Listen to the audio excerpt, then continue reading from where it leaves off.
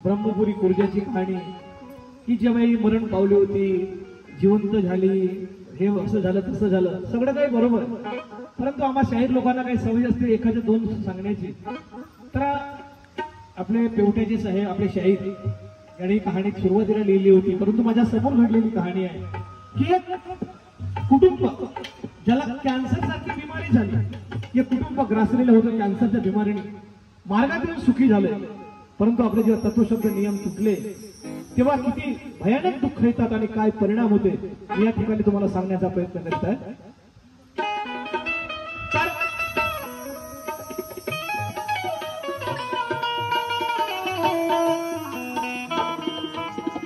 झाड दुसऱ्याला सावली देतो स्वतःहून घेऊन अंगावर, झाड दुसऱ्याला सावली देतो स्वतःहून घेऊन अंगावर, आणि बाबा झुमदेवजींनी कष्ट केले, आम्ही सेवक मजा मारतो फुकटावर. बाबा झुमदेवजीने कष्ट केले, आम्ही सेवक मजा मारतो फुकटावर. हो बाबांची तुम्ही आठवण करा, बाबांची तुम्ही आठवण करा, डोळे डोळे येतो पाणी, बाबांची तुम्ही आठवण करा, डोळ्या डोळ्या येतो पाणी, सारा जमाना तुम्ही फिरून या, पण नाही मिळणार बाबा झुमदेवजीच्या वाणी, नाही मिळणार बाबा झुमदेवजीचा. सारा जमाना फिरून या, नाही मिळणार झुमदेवजीच्या वाणी. मी बँकेत काम करत असताना माझ्या कार्यकर्त्याचा मला फोन आला. आमचे मार्गदर्शक रामकृष्णभाऊजी जांभूळकर कोंडा कोरोनामध्ये स्वर्गवासी झाले. त्यांनी मला फोन केला की विनोद म्हणे घरी ये, एक विचित्र केस आपल्याकडे आलेले आहे की जिची फक्त एक जिवंत आहे हे फक्त जर सोडलं तर डॉक्टरने सांगितले की या 2 दिवसात मरणार. विमलबाई तारकेश्वरची विखार, मुक्काम कुर्जा, ब्रह्मपुरी. तर डॉक्टरने सांगितलं की तुम्ही हिला घरी घेऊन जा, कारण का तिला घशाचा कॅन्सर होता. जवळपास ती 18 वर्षापासून तिची प्रकृती ठीक नव्हती आणि शेवटी तिचे रूपांतर कॅन्सर मध्ये झालं. ख्रिश्चन दवाखाना, मुक्काम कुर्जा, ब्रह्मपुरी कुर्जा या ठिकाणी तिला भरती केलं. डॉक्टरने सांगितलं की शेवटची स्टेप मोजत आहे, तिला घरी घेऊन जा, येणारे जाणारे बघतील, पाहुणे मंडळीला बोलावून घ्या. तिचे दिवस संपलेले आहेत, तिच्या नरडे पूर्ण चोकअप झालेलं होतं, पोटामध्ये अन्नाचा कण नाही, पाणी सुद्धा जात नव्हतं, आणि अशा कंडिशन मध्ये ही बाई घरी वापस आली. परंतु तिथं लाखे परिवार, दामोजी लाखे, विनोद लाखे, प्रमोद लाखे, हे परिवार जे आहेत ब्रह्मपुरी कुर्जाचे प्रापर हे बाबाच्या मार्गात आलेले होते आणि त्यांचे कार्य रामकृष्णभाऊ जांभूळकर कोंडा यांच्याकडून होते. त्यांनी त्यांना सजेशन दिलं की म्हणे बाबाच्या मार्गात टीबी, कॅन्सर, महारोग यासारखे असाध्य दुरुस्त होतात, आपण यांना कोंड्याला नेऊन पाहू, नाहीतर ही मरणार आहे पक्का निश्चित आहे. आपण त्यांना कोंड्याला नेऊन पाहू. आणि कोंड्यामध्ये कमांडर, तेव्हा ट्रॅक्स आणि कमांडर ह्या 2 गाड्या खूप फेमस होत्या, चालत होत्या. कमांडर मध्ये तिला घेऊन आले आणि तिला एक प्रकारची लाच कशी उचलून मांडतात तसं कार्यकर्त्याच्या घरी आणलं आणि त्यांच्या जे हॉल आहे त्या हॉलच्या बेडवर तिला झोपवलं. आणि कार्यकर्त्याचा मला फोन आला आणि ते रिस्त्याने माझी मावशीच लागत होती, तारकेश्वरची विखार हे, आणि त्याच्या कुटुंबातील जे काही त्यांची मुलं होते त्यांनी रडायला सुरुवात केली. म्हणे आमच्या आईचं कसं होणार. डॉक्टरने सांगितलं 1-2 दिवसाची मरणार, कारण का तिच्या नरड्यामध्ये महिनाभरापासून पाणी जात नव्हतं, बरोबर, अन्न तर खूपच दूरची गोष्ट झाली, ती जीवन जगणार कशी. आणि म्हणून ते रडू लागले. तेव्हा आमचे कार्यकर्ते काय म्हणतात, रडू नका, हो बाबांनी अनेक दुःखातून या मानवाला मुक्त केला आहे, तुम्हालाही समाधान मिळेल, ह्या बाईला जीवनदान मिळेल. कार्यकर्त्याचा शब्द तोच भगवंताचा शब्द सुटला. म्हणून कार्यकर्ता काय म्हणतो, हो चल बाबाच्या मार्गावरी हो, तुम्ही बाबाच्या मार्गात चला, काही कमी होऊन तुम्हाला पडणार नाही, पण एवढा कॅन्सर सारखी बिमारी दुरुस्त होणार हा माझा शब्द आहे. चल बाबाच्या मार्गावरी हो, दुखी मानवा मानवा, दुखी मानवा मानवा, बाबाच्या मार्गावरी हो, बाबाच्या मार्गावरी हो, दुखी मानवा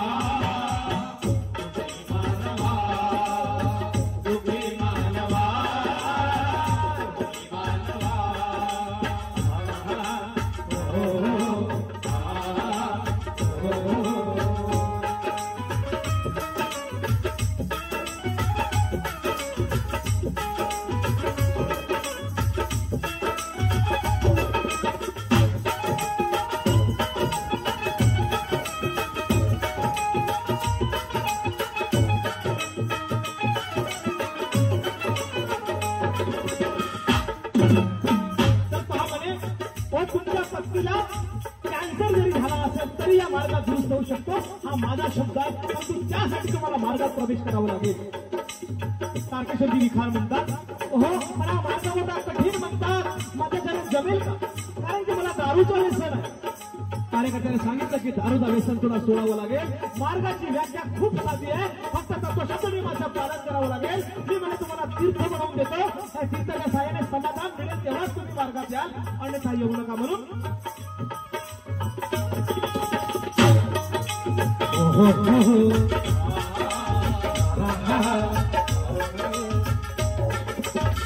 आपल्या शेजारीचे मार्गात आले, बाबाच्या कृपेने समाधानी झाले. आपल्या शेजारीचे मार्गात आले, बाबाच्या कृपेने समाधानी झाले.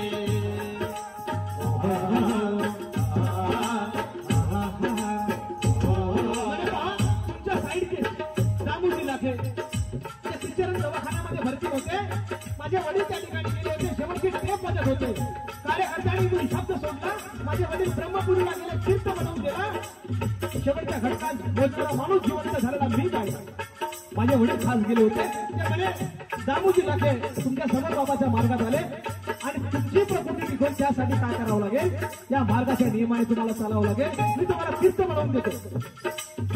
पाहुण्यांनी त्यासोबत 5-6 पाहुणे आले होते मंडळी, जे तिला शेवटच्या बघण्याकरता आले होते. ते म्हणतात, म्हणजे म्हणतात तिथं पाणी पित नाही, तीर्थ कसा पिईल? म्हणे का पिणार नाही? कार्यकर्ता गेला, घराजवळ बोरवेल होती.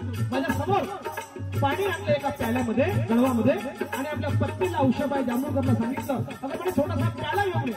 छोटासा प्याला घेऊन आणला, त्यामध्ये थोडंसं पाणी टाकलं आणि तिला तीर्थ बनवून दिला. आणि असे एकावर एक 3 तीर्थ बनवून दिले. आणि पहिला तीर्थ बनवून दिला आणि तिच्या चमच्याने, जे आपण पोहे खातो त्या चमच्याने तोंडामध्ये जेव्हा टाकलं, तेव्हा तो तीर्थ तिच्या पोटामध्ये गेला. सगळेजण चमत्कार पाहू लागले की आम्ही आतापर्यंत पाणी टाकत होतो, तोंडाच्या बाहेर निघत होता, कारण घशाचा कॅल्शियम होता, पूर्ण घसा चोकप झालेला होता. आणि हा तीर्थ बनवता क्षणीच तिच्या पोटात गेला. नाही काहीतरी म्हणे चमत्कार आहे. म्हणून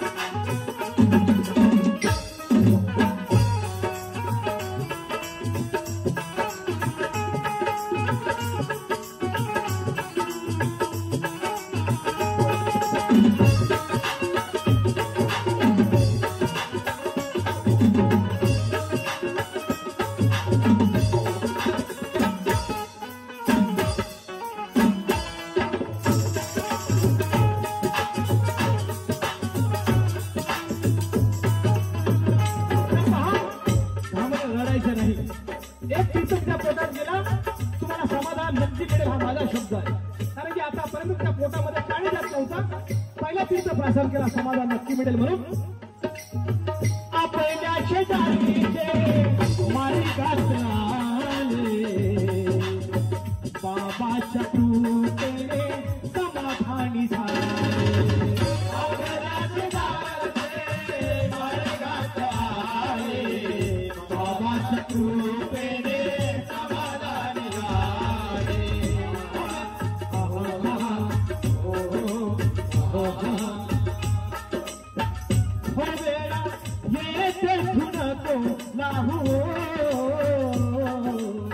शब्द द्यायला मागं पडायचे नाही. ती म्हणे शब्द द्या, मला मार्गात यायच्या समाधान मिळल्यानंतर. तुम्ही येते नको नाहू हो, दुखी मानवा, दुखी मानवा, दुखी मानवा, दुखी मानवा.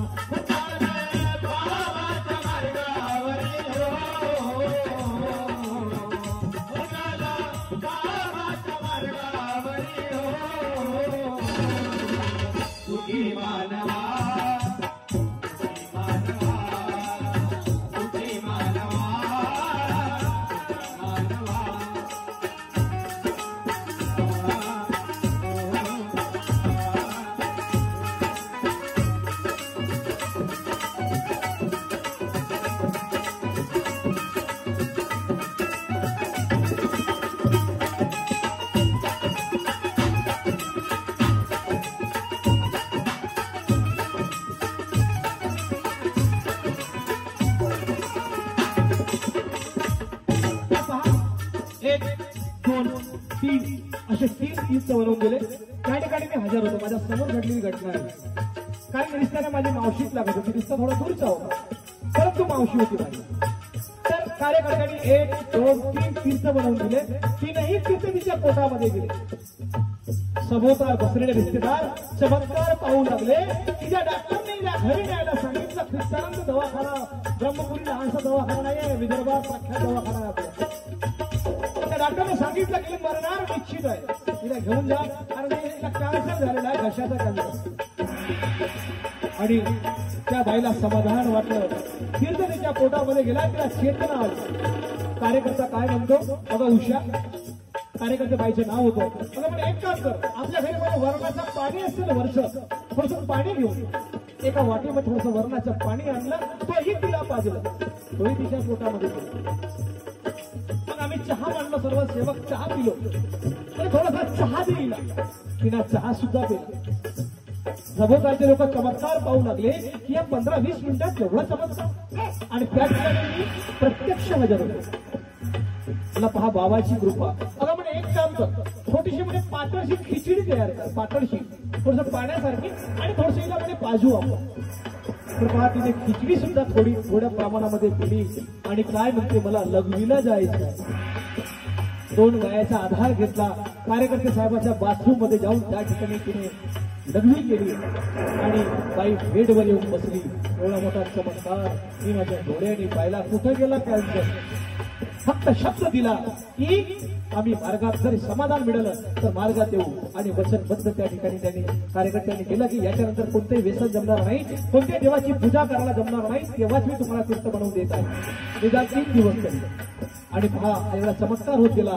आणि समोर काय काय घडत गेलं मी तुम्हाला सांगण्याचा प्रयत्न करतो.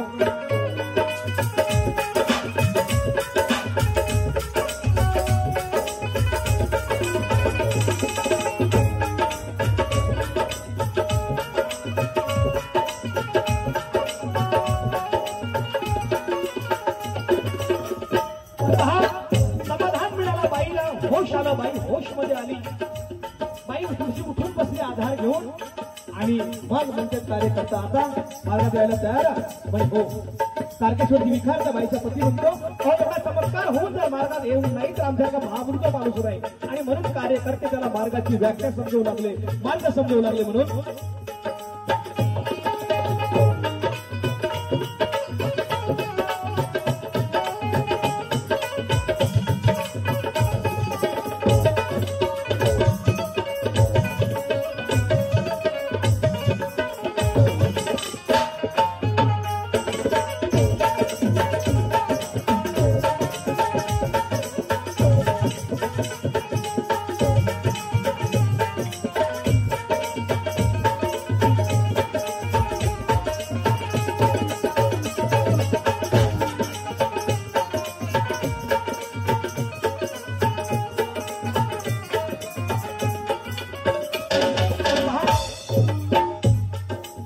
मार्गाची व्याख्या आहे मोठी साधी.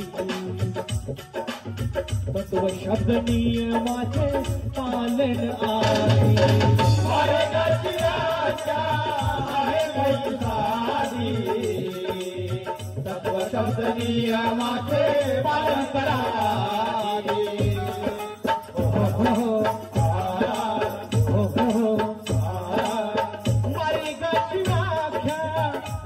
मोठी साधी. तत्व शब्द नियमाचे करा पालनाची. मार्गाची व्याख्या आहे मोठी साधी.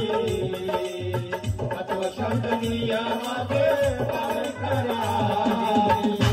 सत्य मर्यादा प्रेमाने हो. सत्य मर्यादा प्रेमाने हो. दुखी मानवा, मानवा, दुखी मानवा, दुखी मानवा. हो चला बाबाच्या मार्गावर हो. हो चला बाबाच्या मार्गावर हो. दुखी मानवा, दुखी मानवा, दुखी मानवा, दुखी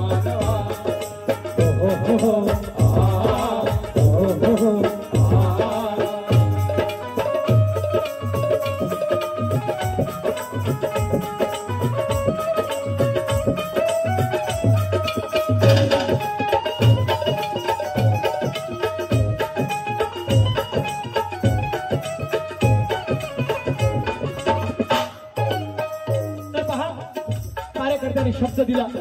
300, 700 अकरांचे काही कार्य दिले. बाईला समाधान मिळालं. ब्रह्मपुरी खुर्च्यातील लोक विचार करू लागले की ज्या बाईची लाच घरी आणली, ज्या डॉक्टरने सांगितलं की 2 दिवसात ही मरणार, ती बाई कोंड्याला नेली आणि कोंड्यावरून मला जिवंत होऊन तर आली. आणि सर्व सुख आणि समाधान. बाई थोडे बहुत घरचे कामं सुद्धा करायला लागली. थोडक्यात तिला समाधान मिळालं. सगळं काही चांगलं चाललं. पण अजून काही दिवस गेल्यानंतर बाईच्या प्रकृतीमध्ये बिघाड आला. सर्व काही सुख आणि समाधान. बिघाडल्यानंतर आम्हाला फोन आला की म्हणे बाईची प्रकृती अजून बिघडली.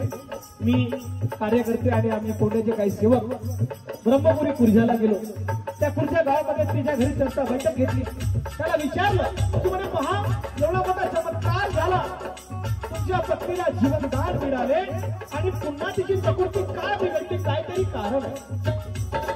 आम्हाला थोडं कळलं होतं की आमचे जे मांसाची आहे यांनी लपून करून दारू पिणं सुरू केलं, परंतु सबूत नव्हतं आमच्याकडे. आम्ही विचारण्याचा प्रयत्न केला. नाही म्हणे मी कोणतेच व्यसन करणार नाही आणि म्हणजे माझी बायकोला कॅन्सरसारखी बिमारी दुरुस्त होताना मी कोणी दारू पिणार का म्हणे. आम्हाला वाटलं असं करणार नाही. कोणतरी चुकीची माहिती दिली म्हणून आम्ही त्याला तीर्थ वगैरे बनवून दिलं आणि आपल्या गावी आलो आणि त्यांना सांगितलं की या मार्गामध्ये टीबी, कॅन्सर, महाराज लागला यासारखे रोग दुरुस्त होतात, हेही दुरुस्त होईल. पुन्हा त्यांना थोडा विश्वास देऊन आम्ही आपल्या घरी आलो. आणि काय झालं बघा.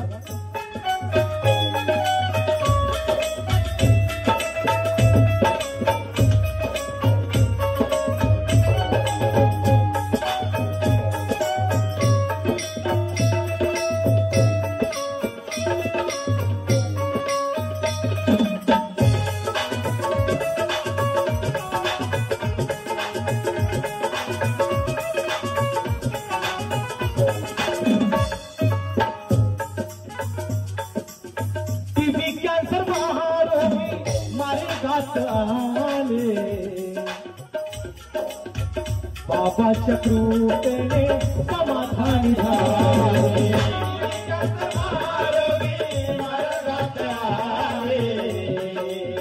बाबाच्या कृपेने समाधानी झाले. अरे मला टीबी, कॅन्सर, महारोग यासारखे रोग दुरुस्त झाले. तुझ्याही घरी समाधान मिळालं आणि पुन्हा तू का आलो. अरे काहीतरी प्रश्न त्याच्यावर टाकले, परंतु आमच्या मावसाची काही सांगायला तयार नाही.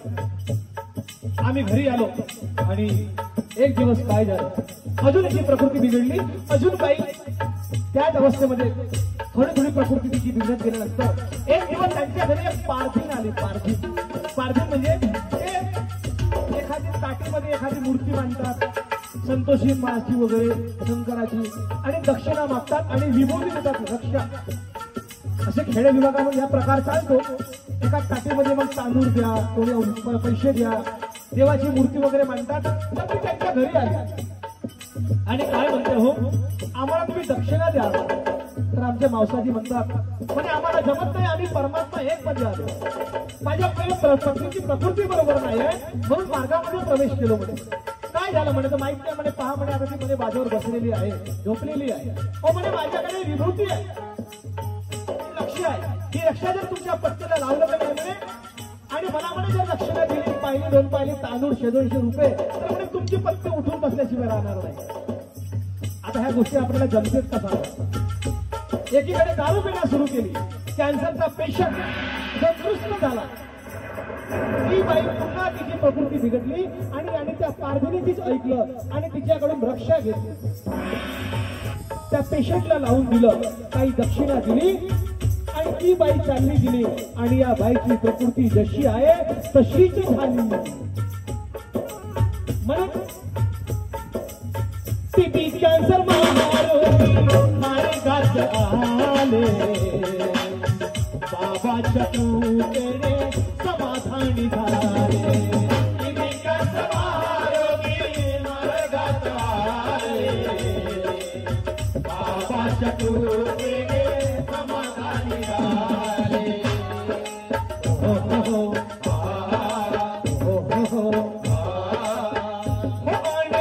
देवाची पूजा बंद हो,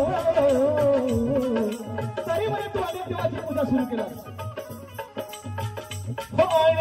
देवाची पूजा माझा बंद हो.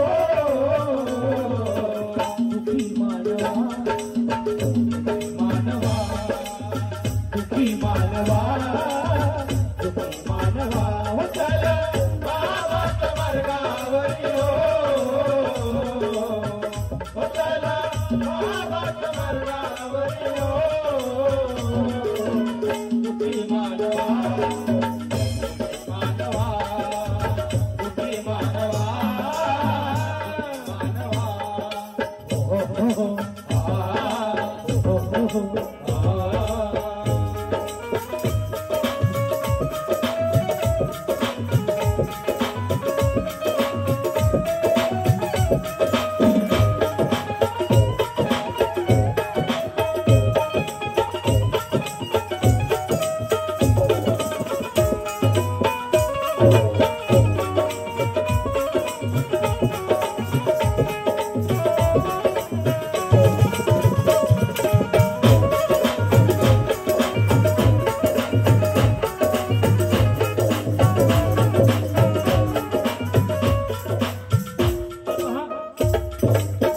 चित्रकृती बिघडली.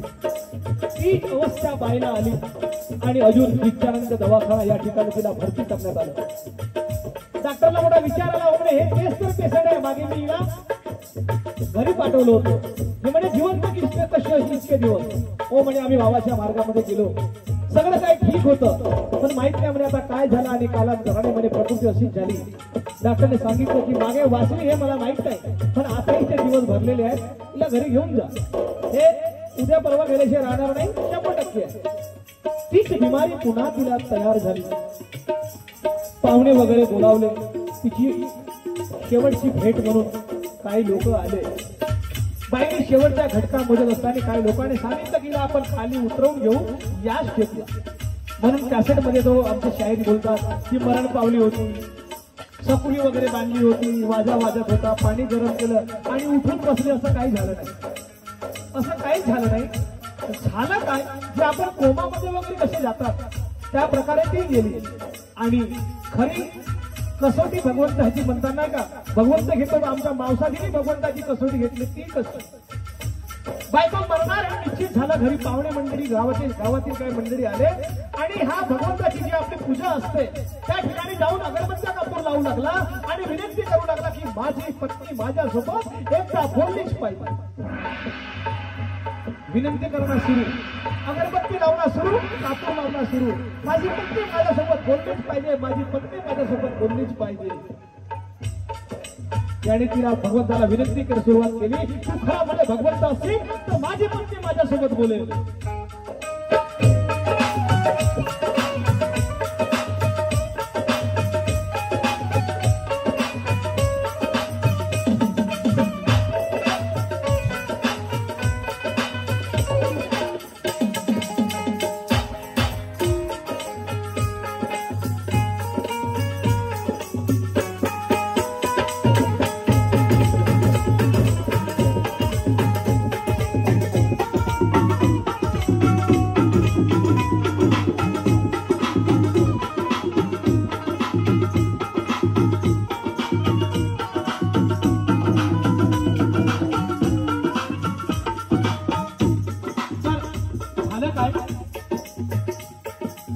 मावसाजीने अगरबत्ती लावायला सुरुवात केली. भगवंताला विनंती करू लागले, तारकेश्वरची विखार, माझी पत्नी माझ्यासोबत बोललीच पाहिजे. आणि पुन्हा त्या बाईला चेतना आली आणि काय म्हणते ती बाई, मला अकोटला जायचंय, माझा प्रॉपर गाव अकोट आहे. यशोधराची मिळवणी मी त्या बाईची नेहमी कहाणी सांगतो की त्याची 7 मुलं मरण पावले आणि 8 मुली जिवंत या मार्गात आल्यानंतर ही डॉक्टरची सर्टिफिकेट आहे की तुझी मुलं कधीही वाचणार नाही. तो विज्ञानावर मात करणारा अनुभव आमच्या गावात आलेला आहे. त्याच्याच घरी 9 काहीतरी हवामान होते अकोटला आणि तिने शब्द दिला होता मला आणि कार्यकर्त्याला की म्हणे आम्ही त्या ठिकाणी हवनाला येऊ. तो शब्द मागे राहिलेला होता. म्हणून भगवंताला त्याची जाणीव झाली आणि ती बाई पुन्हा त्या बाईला चेतना आली. काय म्हणते, मला अकोटला हवनाला जायचं आहे, मला घेऊन चला. आणि कोणी कोणी म्हणतात की आणि अगरबत्त्या लावल्यामुळे जिवंत झाली, असा काही प्रकार नाही. दारू कोणी अगरबत्त्या लावल्यावर कोणी जिवंत होत आणि कोणीच असं कुठेच होत. परंतु तिने शब्द दिला होता की मला अकोटला हवनाला जायचा, तो शब्द पूर्ण करायचा होता भगवंताला. तिला पुन्हा चेतना आली, तिला अजून त्या ठिकाणी उचलून मांडलं आणि अकोटला आणलं. हवन होईपर्यंत थांबली, तत्याबद्दल झाली. काही लोकांनी जेवण केलं आणि येताना गोंड्याला कार्यकर्त्याच्या घरी ती भेटली आणि काय म्हणते कार्यकर्त्याला, कार्यकर्ते साहेब एवढा मोठा चमत्कार बाबांनी घडवला हो, परंतु माझे पत्नी यांनी दारू प्यायला सुरुवात केली, अनेक देवाची पूजा सुरू केली आणि आज पुन्हा मी तुम्हाला सगळ्यांना सोडून जात आहे. भगवंतांनी एवढा मला जीवनदान दिलं, परंतु सेवक बैमान आहे. आणि खरं धन्य ते बाबा जुगदेवजी की ज्यांनी मला यमाच्या धरून वापस आणलं. ती बाई बोलत होती माझ्या समोर, परंतु म्हणे माझे पती नाही या गोष्टीला नाही ओळखू शकले, माझा कुटुंब नाही ओळखू शकले.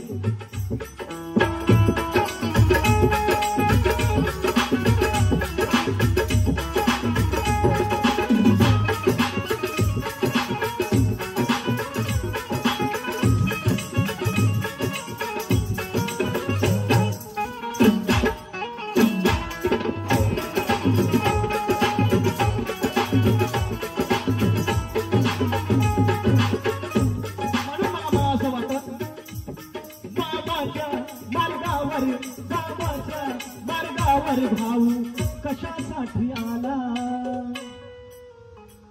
बाबाच्या मार्गावर भाऊ कशासाठी आला.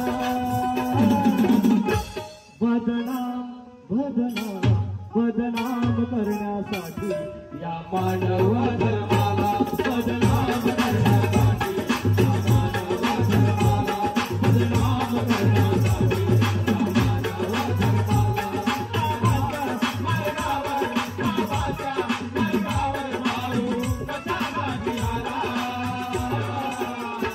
मानव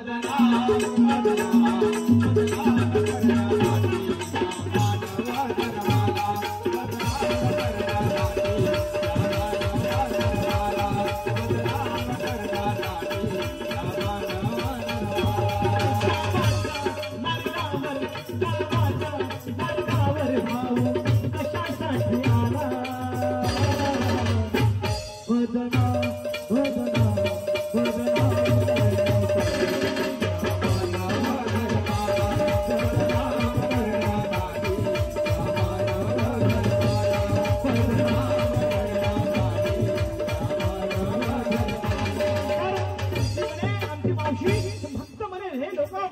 बदनाम करण्यासाठी असे लोक त्याला भगवंत कधीही माफ करणार नाही. त्याच्यामुळे तुम्हाला सगळ्याला सोडून जात आहे. बाईने सगळ्यासोबत नमस्कार घेतला, बाई घरी गेली आणि मरण पावली. विचार करा, एवढा मोठा चमत्कार या बाबाच्या मार्गात झाल्यावर, एवढी सारखी कॅन्सर सारखी बिमारी दुरुस्त झाल्यावरही जर आपण असे वागत असो तर आम्ही आता काय बोलावं. आणि म्हणून बाबा काय म्हणतात, हो मी तुम्हाला काही मागितलं नाही, फक्त सत्य मर्यादा प्रेमाची भीक मागितली. त्या नियमाने चालेल, फक्त सत्य वचन द्या, हे तुम्ही देऊ शकले नाही. आणि शेवटी महान त्यागी बाबा जुंदेवजी दुःख झाले आणि शेवटी महान त्यागी बाबा जुंदेवजी शेवटच्या सगळ्या दुःखी होऊन बाबांनी आपला प्राण सोडला, आम्हा सगळ्यांना सोडून गेले. ते आजही आमच्या जवळ आहे, विषयच नाही, परंतु याला कारणीभूत आपण आहोत. आणि म्हणून मला म्हणून असं वाटतं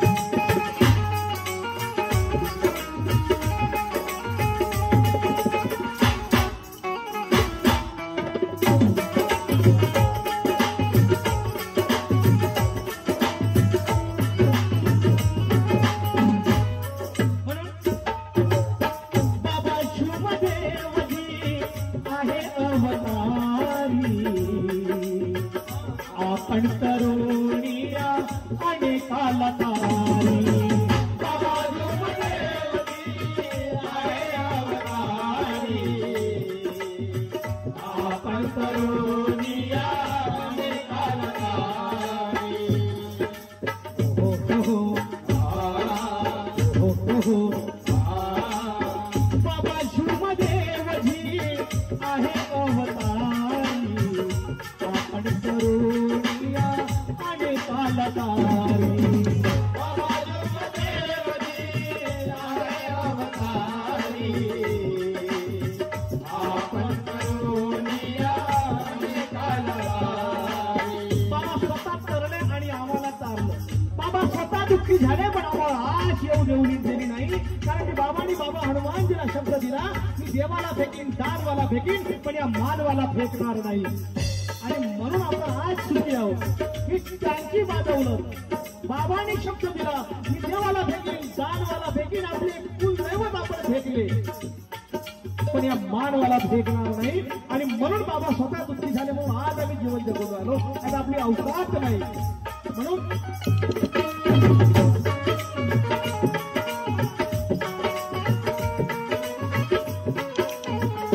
बाबा शिवदेवजी आहे अवतारी आपण तरुणिया आणि कालतारी बाबा शिवदेवजी आहे अवतारी आपण तरुणिया आणि कालतारी सांगे विनोद समजा उनी हो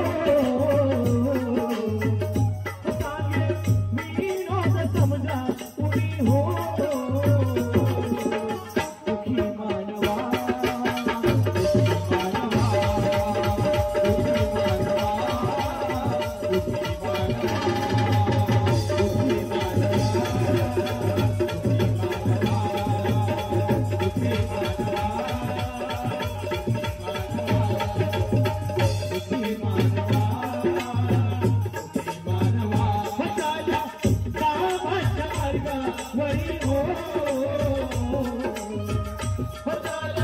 बाबाच्या मार्गावरी हो दुखी मानवा